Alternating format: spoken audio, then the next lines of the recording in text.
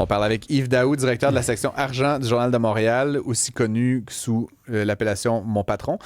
Bonjour Yves, ça va bien? Salut, ça va bien. Merci d'être là. Bon, la SAQ là, avait lancé un projet pilote pour vendre l'alcool jusqu'à 23 heures dans certains établissements. C'est un projet qu'elle teste dans certaines régions. La santé publique a sonné l'alarme en disant que c'était peut-être pas la meilleure façon de faire. Moi, il parlait tantôt que tu serais peut-être un bon ministre. Voudrais-tu être PDG d'une société d'État, toi? Je suis très satisfait de l'animation radio et de la chronique dans le journal. Moi, je sais pas.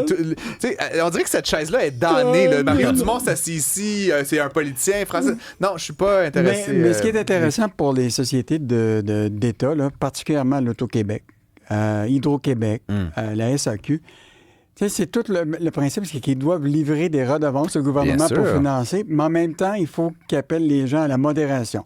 Hydro-Québec, économie d'énergie. Dans le cas de la SAQ, modération dans l'achat d'alcool. Ouais. Puis l'Auto-Québec, s'assurer que les gens ne jouent pas trop à la loterie. Dans SQDC, tous les profits reversés en prévention. Mais là, ce qui est intéressant, c'est que la SAQ a un nouveau plan stratégique pour 2025-26. Ils ont déjà commencé à fermer des succursales. Ça fait longtemps qu'on n'avait pas vu ça, des succursales qui sont moins rentables. Et ils remplacent ça par des micro-agences. En région, c'est connu. Hein? Des fois, tu as des dépanneurs, des épiceries. Ouais. Mais là, dans le milieu urbain, ils vont développer le concept de micro-agence. Il y en a déjà en test 6 dans différentes régions. Et donc, là, ça leur permet de vendre de l'alcool jusqu'à 23 heures. Mais là, la santé publique est sortie pour dire ils sont inquiets. Et ils sont inquiets d'abord parce que c'est souvent dans des zones où il y a des jeunes. Mais l'autre affaire, c'est le personnel lui-même qui doit valider les cartes des jeunes. Qui ne sont pas formés pour ça, nécessairement. Comment ils peuvent vérifier tout ça? C'est pas du personnel de la SAQ, c'est des c'est quelqu'un d'un dépanneur, etc.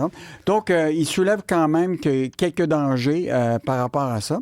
Et rappelle-toi, le Centre Bell, quand l'Auto-Québec a voulu faire en sorte d'amener une espèce de jeu vidéo, et la santé publique était sortie, et il avait forcé justement le CH et l'Auto-Québec à se retirer de ce projet-là. Ça m'intrigue toujours, ça, Yves, parce que c'est finalement, tu sais, c'est le gouvernement, tu sais, c'est notre gouvernement, puis c'est comme deux morceaux de notre gouvernement qui s'obstinent entre eux sur la place publique. C'est comme on dirait qu'on voudrait que des fois que la main gauche parle plus à la main droite. Mais rappelle-toi, le gros projet qu'il y avait eu, que l'Auto-Québec voulait déplacer le casino de Montréal avec le Cirque du Soleil à Pointe-Saint-Charles.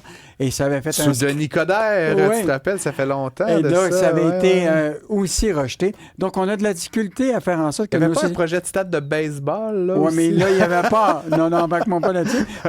Mais tu vois très bien que la santé publique est toujours impliquée dans des projets. Et juste te dire qu'il y avait même un professeur des chercheurs qui avaient établi qu'actuellement, il y avait environ 1,4 million de personnes qui vivent dans des lieux où les risques liés aux jeux existait au Québec.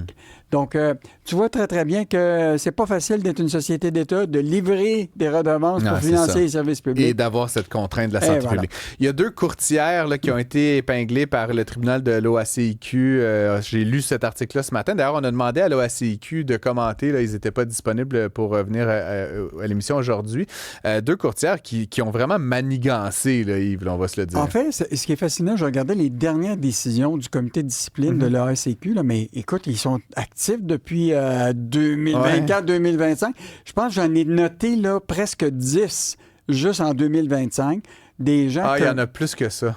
Moi, je suis abonné à leur lettre. Là, moi, c'est une bonne chose qu'ils soient actifs, mais en même temps, c'est un peu décourageant parce que je te dis, à chaque semaine, j'en reçois une dizaine, là, ou peut-être moins, 3, 4, mais c'est des dizaines de courtiers là, qui manigancent. Mais dans le cas qui est mentionné aujourd'hui du comité de discipline, là, c'est 2 courtières immobilières de la région qui ont vraiment menti aux acheteurs afin de s'enrichir à leurs dépens. Donc, ils ont poussé l'audace jusqu'à exiger d'avoir le contrat pour vendre le condo de l'acheteur.